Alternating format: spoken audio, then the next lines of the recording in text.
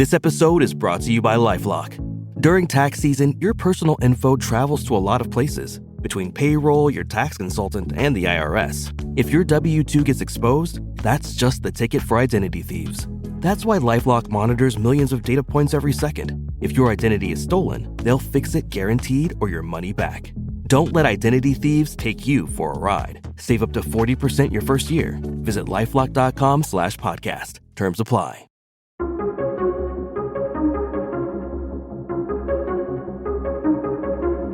Hey everybody, welcome back to the Reclamation Podcast, where our goal is to help you reclaim good practices for life and leadership in Christ.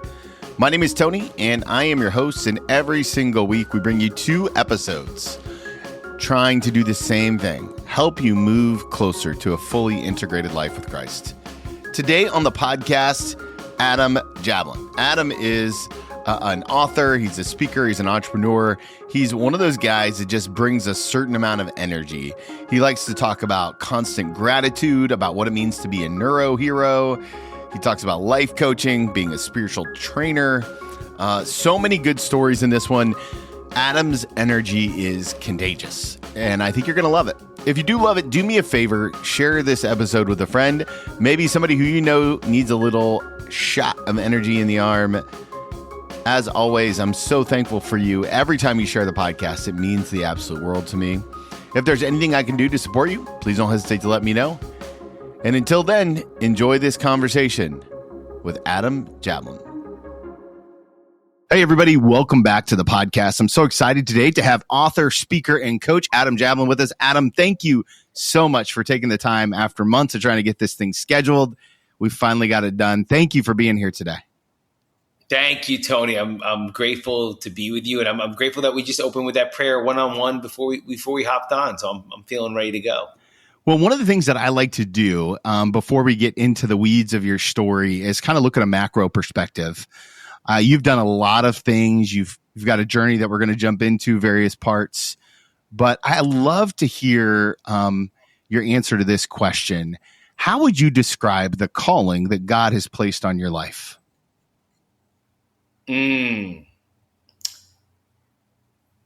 Well, the calling is definitely my passion. It's my driving force. It's what allows me to connect with others. How would I describe that? I'd have to say, Tony, that it's that calling that I have is my duty.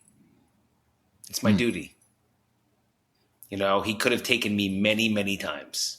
You know, and probably we'll get into that within the story. But you know, he kept me here for a reason.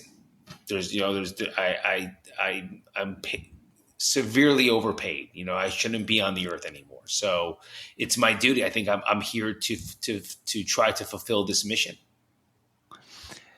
And if someone had never met you before, and they see you, one of the things that they're immediately going to notice is you have this immense sense of gratitude about where life has you and your mission to walk alongside other leaders and that whole process. How do you continually mind gratitude as a personal discipline in your daily walk? Wow. It's truly, brother, it's a constant reminder. I'm as human as the next person. And my brain will sometimes want to focus on problems or issues or the how am I going to do this? How is this going to get done? When is this going to get accomplished? So what it is a constant reminder to be where my feet are, to truly remember that I'm healthy. My children are healthy. The people I love are healthy. My girl is healthy. What's really important, that bank accounts go up and down. Popularity goes up and down.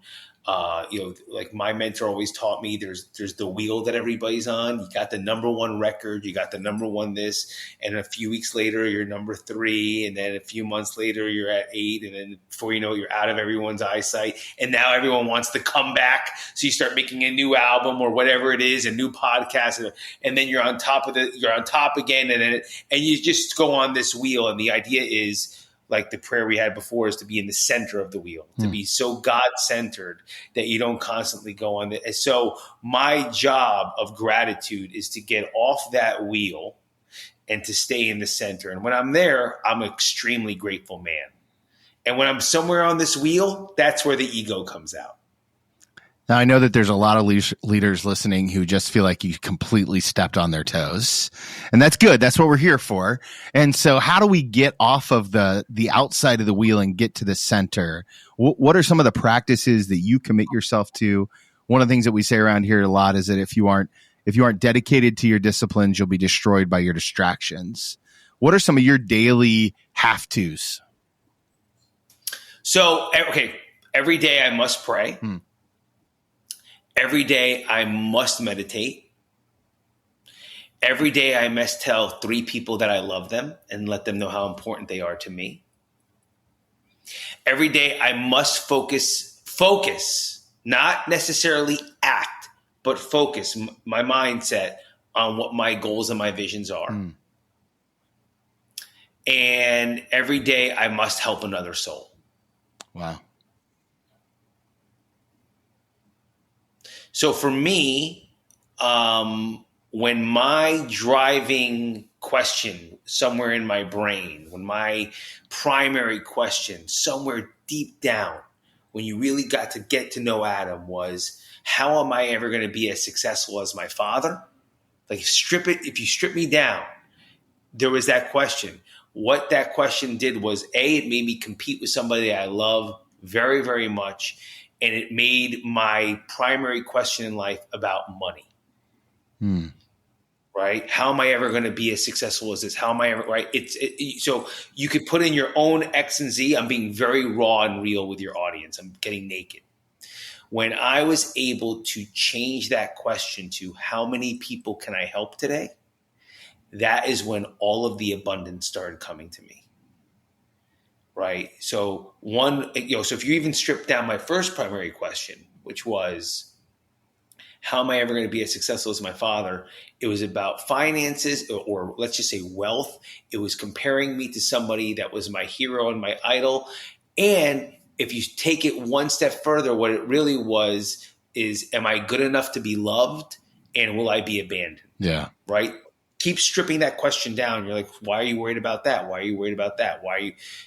Am I good enough? Am I good enough? Am I good enough to be loved? Will I be loved? Are people going to leave me alone? Am I going to be alone? Right? When I say, how many people can I help today? How many people can I serve today? It's not about me. It's not about money. It's about how many people can I help? And when I do that, as you and I were discussing before, they said, Rabbi, what are the top 2 commandments? Love God with all your heart, mind, and soul, and love your brother as yourself.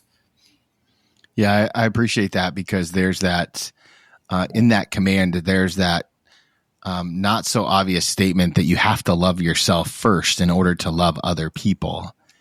I love it too. And that's one of the things I see in the work that you do. And as we record this now in early October, I know that you just recently finished a neuro health summit. A project that you worked on, and I have the phrase in my notes, Neuro Hero wrote down. Yeah. Talk to me about that tool or set of tools that you're developing and that you took a whole bunch of leaders on. What was that like? What was that whole experience about? So fulfilling, brother. Thank you for asking. Well, neuroscience is on everybody's radar. Yeah. And I'm so blessed I was able to do this seminar, this one with Dr. Rob Kelly, who's one of the leading doctors in the field. And you could go to Dr. Joe Dispenza. Like, neuroscience and the way the brain works is on everybody's map, right? However, the science is also about building pathways. And what people are trying to do is get through their journey to be the person they always want to be, to get to be wealthier, healthier, happier, more fulfilled. And what that truly is going through the hero's journey. So what we did was we took the neuroscience of building new pathways in the brain, right? And how to do it, right? Dr. Rob was teaching how to do it and teaching the actual hero's journey, right? And my hero projects journey, where I take my client, what I actually take all of my clients through and combining them so you can see how the science backed the work. And it was, I'm so grateful to say, Tony, it was a success. Having an event and knowing your material, that I love. Hosting an event and what the business behind an event, that's a whole other animal. You know what I mean? And there's a reason that I am not an event planner. So my goal is to grow these to the point that I have people that help me run the event, or I'm not the one coordinating the meals, the tickets, the T-shirts, the notebooks, the pens. I have a team that does all of that, but I'm learning and growing. So I had to be the event host, and I also had to be the event planner, and that was a little tricky, but it was a huge success. So I'm blessed that you asked that question. Well, what's crazy is as I got into the weeds of your story, this idea of being a neuro hero is so far removed from where you were in 2006 when your family kind of surrounded you in this moment of intervention. I'm wondering if you might share a little bit about the journey that led you to a place that said you needed help and you had to go somewhere to get it. Yeah.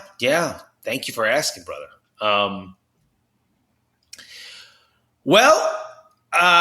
Let's just focus on that one part. I was third generation in the biggest lace empire. My family business, we were the biggest lace empire in the world.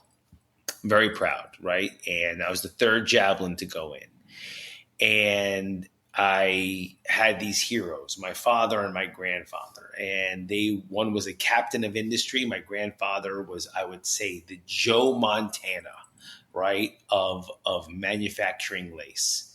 And then my dad came in and he was Tom Brady. And I was like, oh man, like, how do I live up to this?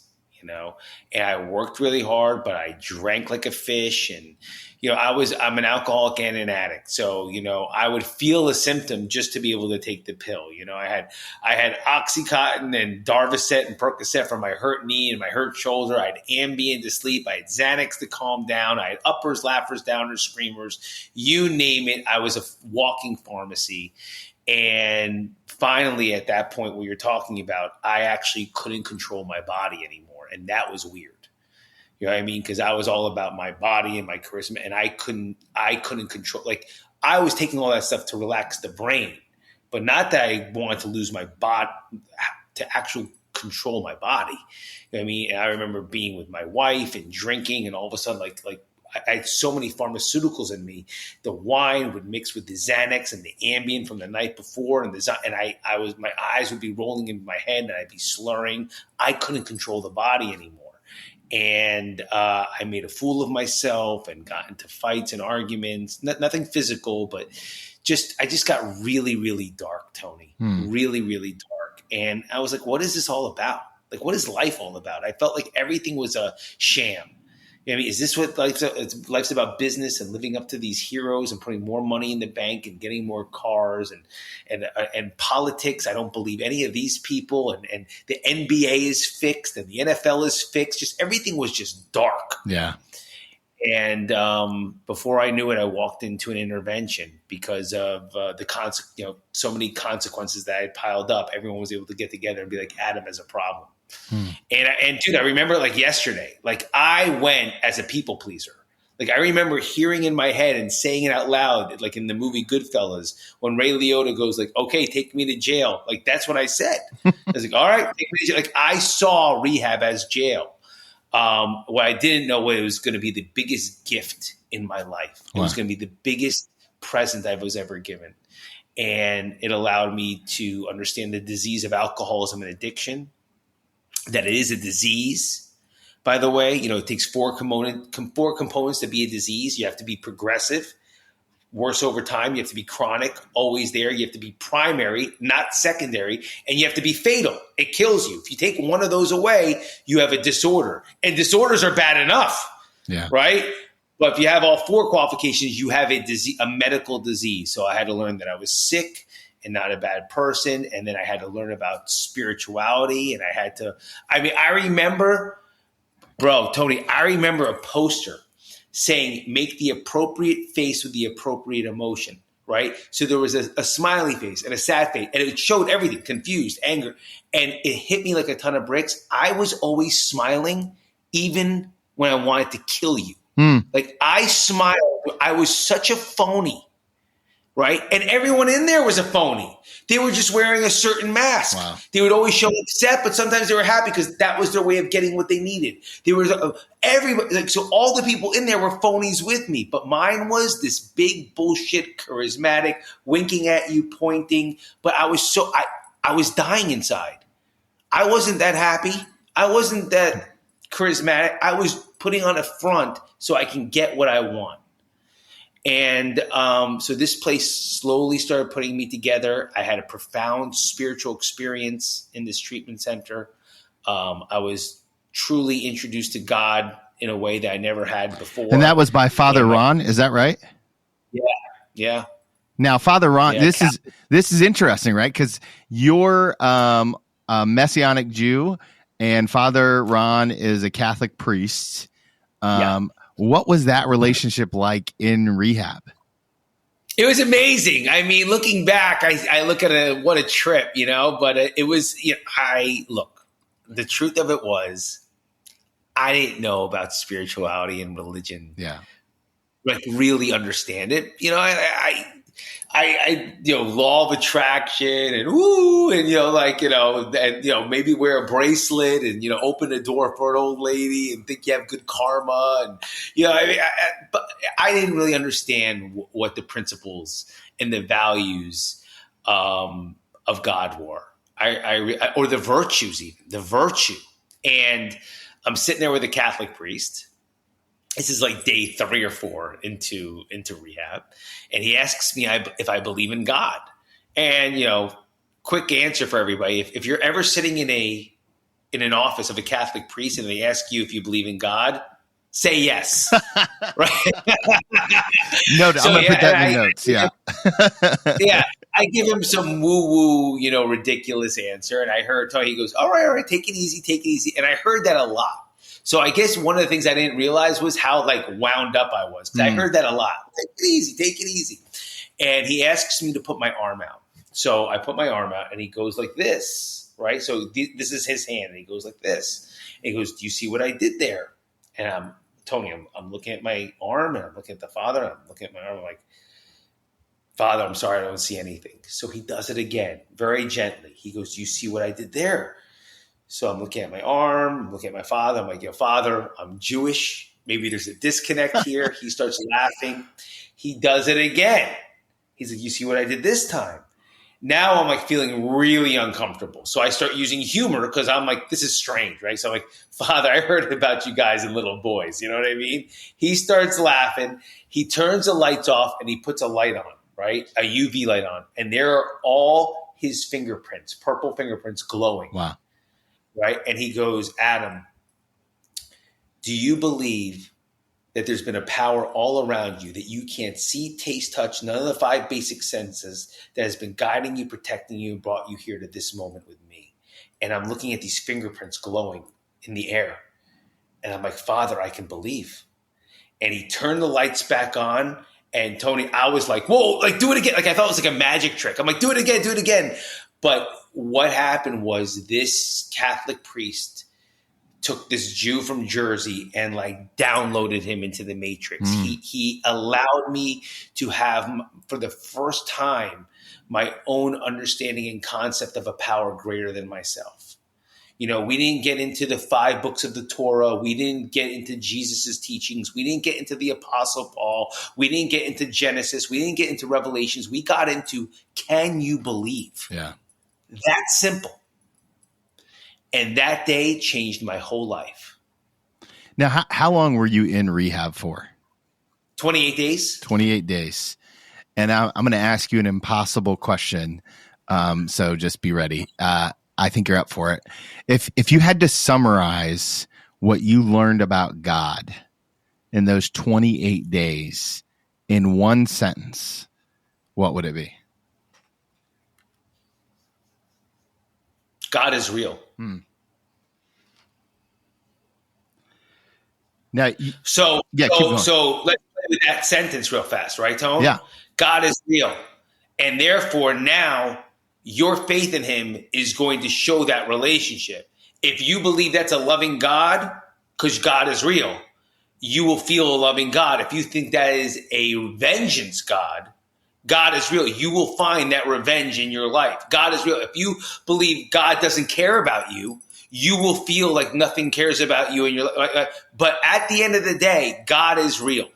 Hey guys, just pausing this conversation with Adam to remind you to sign up for my newsletter. That's right. Every single week, we're putting out great content to try to help you move closer to life and leadership with Christ. It's called the Life and Leadership Newsletter. You can get to it on my website. Follow the number 2 leadcoaching.com. Also, right now, we have a quiz up that helps you assess where you are with your walk with Christ and your everyday life. So if you go to follow the number 2 leadcoaching.com/quiz, it'll help you evaluate if you are walking with integrity. If that's something that interests you, I'd love to help. You can always hit me up on the socials at TWMilt. But as always, the best and easiest place to start, follow the number 2 leadcoaching.com. All the links are in the show note, so check them out. Now, let's finish up this conversation with Adam. Now, you, correct me if I'm wrong, you currently serve as the chair of the board for that very same rehab center, don't you? Yes, I do. I don't talk about that a lot, by the way, but yes, I do. Well, so I'm interested in what is it like for you to go back into that space to walk alongside other men? I know that's a big part of your ministry, is helping people get sober, not just from alcoholism or addiction, but from a lot of different things in their life that have become unhealthy coping skills.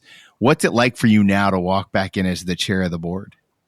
It's very emotional every time. Yeah. It's always a good feeling to go back home and to allow people to see what you were able to do with what you were taught. No matter what stage of that cycle is in life. If you grew up in Jersey and you go back and you visit people in Jersey, if you're at this church or this ministry and you leave for a while and you come back and if you played for North Carolina and then you go play for the Bulls and now you're playing in Charlotte, it's good to show them where what skills you were able to acquire in this journey. So I go in very emotional. It always hits me very hard of this is where it all started. I can still feel all the same feelings. I can still recapture specific moments and specific faces from 17 years ago. But then when I go and I sit down, the other side of me comes out where it's time to be a professional and help people to the highest ability that I can. But for me, going on the property and seeing everyone for the first time always hits that part of my soul. Now, I'm going to chase my curiosity a little bit here with your family business. The best I can tell, you're not really involved in that on a daily basis anymore. What's your relationship like with the family business, and how did you deal with the idea of or did you have to deal with the idea of possibly disappointing, to use your words, Joe Montana and Tom Brady? Yeah. So thank you for asking. I'm going to start with that part first, if that's okay. Yeah, please.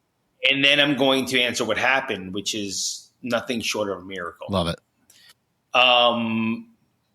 What happened with me in this getting sober process and finding God and helping people was what I realized where my gifts were not only was I not Joe Montana or Tom Brady, I wasn't even a quarterback. Not only was I not even a quarterback, I wasn't even in the same sport.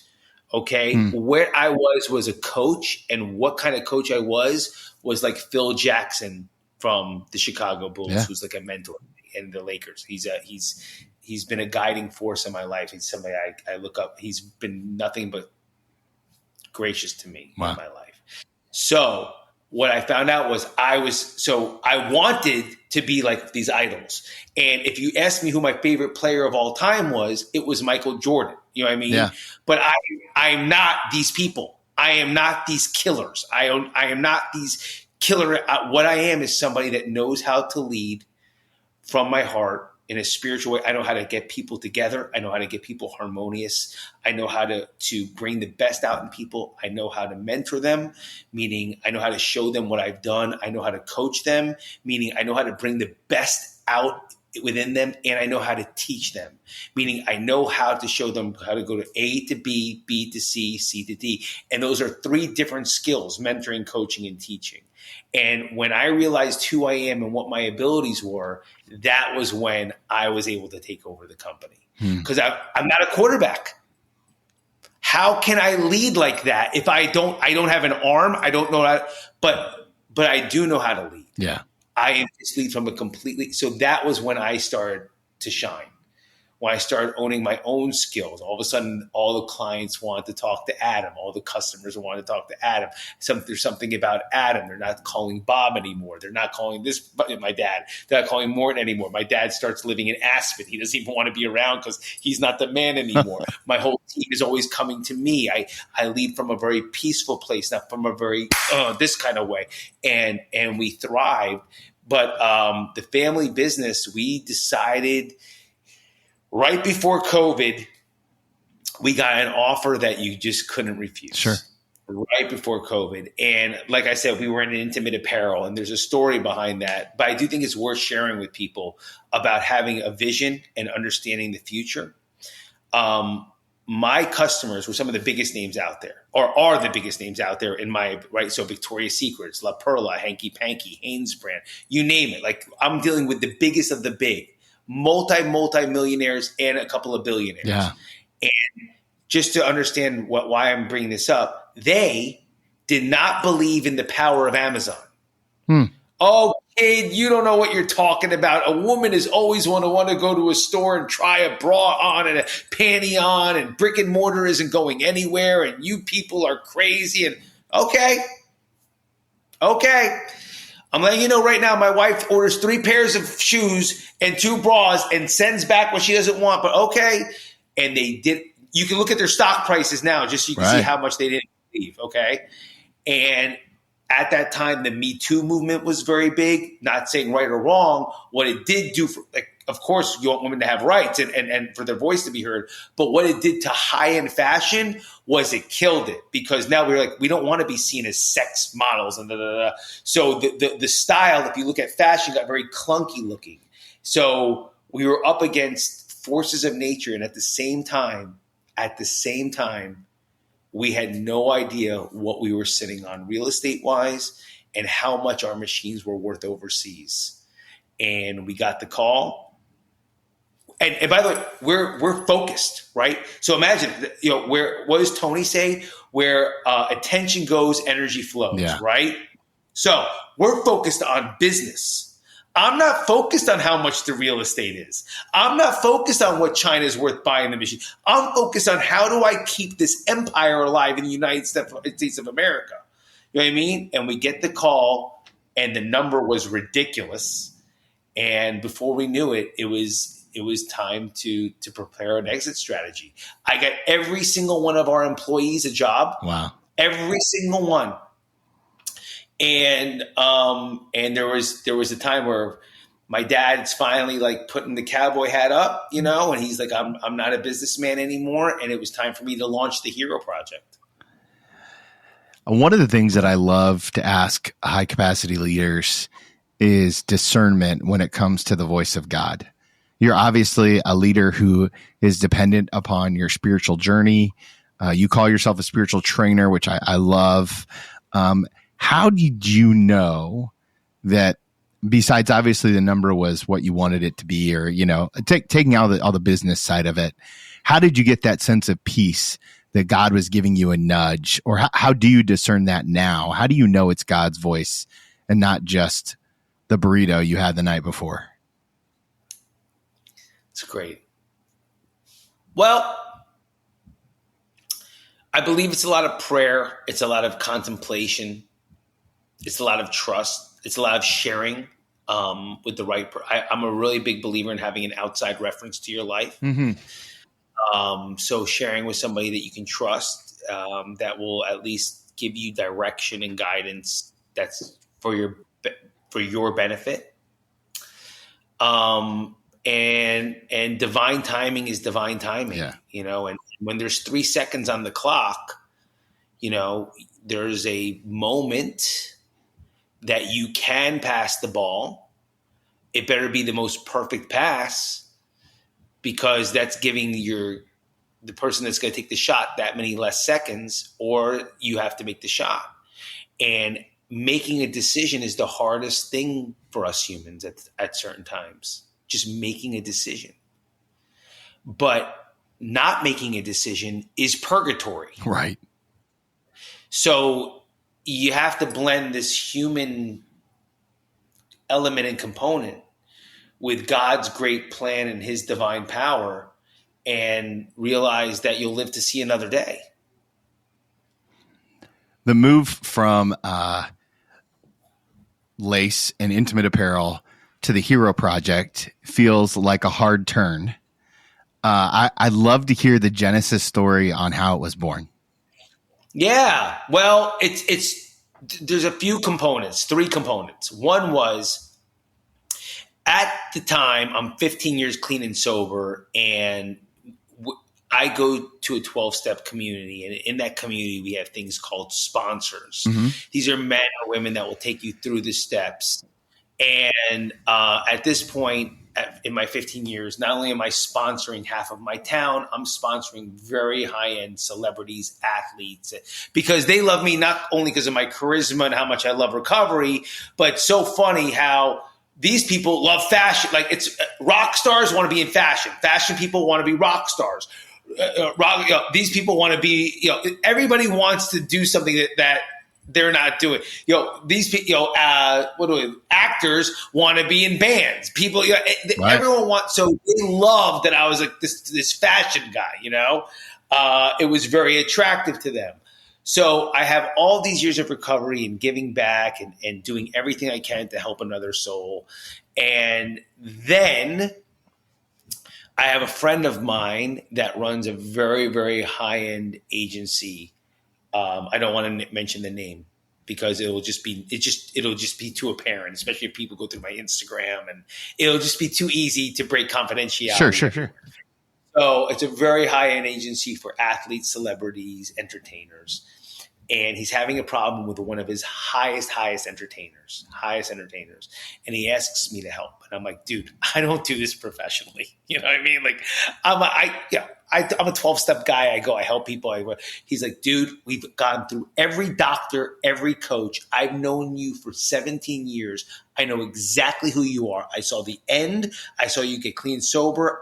I've seen who you are now. I need you to speak to her, please. And I'm like, dude, okay. Okay. And we're at the Hard Rock, and we go to this room, and there she is, this enormous star. And I used to say, can we have, who, by the way, celebrity leaves very quickly when there's tears coming out of their eyes, just so you know. And I said, we have a few minutes alone. And we were in that room for 3 hours. Wow. Right. 3 hours. And before you know it, she's like, I want to work with him, blah, blah, blah. I want him. I need him in my life. This is what I'm looking for. And I felt very naked because I don't have certificates. I don't have diplomas. I don't do this professionally. Yeah. But it was a moment he grabbed me and he was like, dude, this is your calling. Yeah. Like, this is who you are. I know it. Everyone else can see it. You have to own it. That was a moment. I'm giving you a highlight reel because with every high, there's a little bit of a low, just Absolutely. So you know. And so it's my 15 years at that time, clean and sober. It's that moment. And then when we decide to sell the business, I go to my mentor. He's a rock and roll Hall of Fame legend named Dion. They're making a Broadway play about his life called The Wanderer. He's known for the Runaround Sue, Wanderer. Wow. He's the only artist that has been relevant in the 50s, 60s, 70s, 80s, 90s, 20s, 2000s, 2010, 2020. He's the only one over 7 decades. We're actually writing a book together, and where Springsteen's writing the foreword, Bob Dylan's writing for us, like legends for when my age, my kids don't know who these people are, but to have these people writing a book, it just, for me, it's so powerful. But I remember coming in and being like, what you just said with the original question, I said, like, what do I do now? Do you know what I mean? Like, I know how to make schmatas. I know how to make lace. Yeah. Do you know what I mean? And he was like, what do you, and he looked at me like I had 3 heads. And this was my moment. He goes, what are you talking about? He's like, you're going to be Adam. You're going to influence people to live in a higher reality, to live in God's reality. You're going to influence thought. You're going to help people. And something between my recovery, that moment, working for those high-end celebrities, and my mentor giving me the permission slip to be myself, gave birth to the Hero Project. And if you were going to summarize the Hero Project for somebody who hadn't done the research that I have, or like, how would you what's the 30-second elevator pitch on what the Hero Project is? Yeah. So I free people from alcoholism, addiction, unhealthy dependencies, whatever their pain and fear is. I ignite that hero within so they can go through that journey and live their highest, fullest life. So the hero's journey, let's say Joseph Campbell, is always broken down into 3 basic components. There's a separation from the pain, separation from the alcohol, separation from the fear, separation from Tatooine in Star Wars, separation from the regular life in the Matrix, separation from Krypton, separation from, you name it, it's in every hero story. Separation from Nazareth, separation from, there's always a separation because you're about to find out who you really are. Then there's an initiation process where you go through the steps. You learn the Force. You figure out, oh, wait a second, I'm not from planet Earth, I'm from Krypton, and there's all these powers that I have. There's an initiation process. Somebody downloads you in and you learn Kung Fu. You initiate all these steps and you start finding courage within yourself to go through life. But then always in every hero's journey, you have to slay that dragon. You have to face that fear, whatever that is. And there's a return home. And that's why I love that part. Because so many times what I've seen with coaches and other personal development is they become the star of the movie, and then it's like this to everybody else. Right. It's like Eminem, No, ours, there's a return home. Yeah. For those listening on the podcast, there were 2 middle fingers involved there. Yeah. Sorry. So the return home, where you get to show who you've become, you get to pass these lessons on, and you're in your life. You still have your wife, you still have your husband, whatever it is, you still have your kids, but you're a different person from the inside. Yeah. Yeah. Shalom, right? Peace. Yeah. Completeness. I love that. I know that my podcast family loves to pray. Right. And you've got your book out there, Lotsaholic. You've got the Hero Project. You've got all the work that you're doing. As people are listening to this conversation, what's the one thing that they can pray for you and the work that God is doing through your platform? Oh, for me? Well, for the work that you're doing, the call, right? Like, yeah. I just think that if you're going to give up your time and be a guest for all of us here on the podcast, we can certainly pray for you as we listen to the words that God's given you over this time, and pray for the work, the ministry, the Hero Project, the platform. Like, what would be the specific prayer that we could pray alongside you? Thank you, Tony. It's beautiful. Thank you. I would love to have a prayer to have the power and the grace and the discernment and the positivity and the faith to be able to truly free and serve people where they're at, meet them where they're at to achieve their highest and best, that they can accomplish wonders. I love that. They can accomplish wonders. So just allow me to be that vessel. Yeah. Okay, we're going to add that to our prayer list. And I have one more question for you. But before I ask it, I know that my podcast family is going to want to connect with you all over the interwebs. Where is the best place to learn all things Adam? Yeah, so I try to make it simple for myself.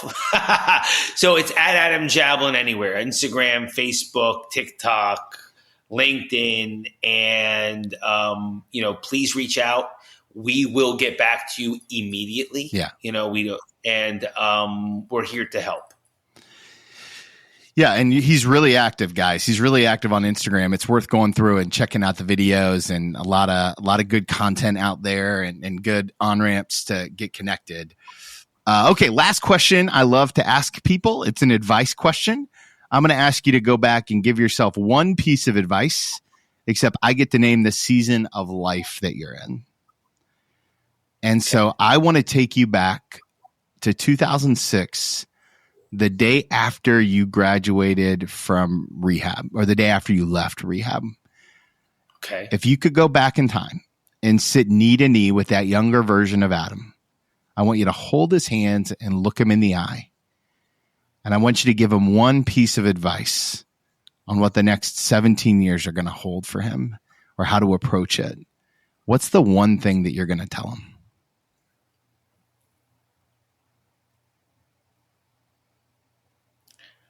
Relax and enjoy the journey, because you truly have no idea what's in store. That's beautiful. Adam, I'm so incredibly thankful for our time today and for your generosity of spirit. And hey, I want to make sure that we stay connected. And when that next book comes out with your mentor, I'd love to have you back on the podcast to talk about it. So thank you for being here today. Yeah, if it's cool with you, I'd love to bring him too. Yeah, let's do it. That's what I mean. Yeah, he's phenomenal. You'll trust me. You'll fall in love with him. I told you guys what great energy from Adam. I love his heart. I love his spirit. I love some of the things he talks about when it comes to the power, the outside voice. He talked about how to be a hero and a coach. So many good things in this dialogue. You can check him out, adamjablin.com. We'll link to that in the show notes. He's got a great Instagram presence as well. Well, guys, that's it for me today. So thankful for you. I'll be back later this week with another episode number 300. What? It's hard to believe we've been doing this long. And for those of you who are OGs, thanks for sticking with me this whole journey. It has been quite a journey. All right, guys. Well, as always, the highest compliment you can give us, share this episode with a friend. So thankful for you. And remember, if you want to follow Jesus, you must be willing to move.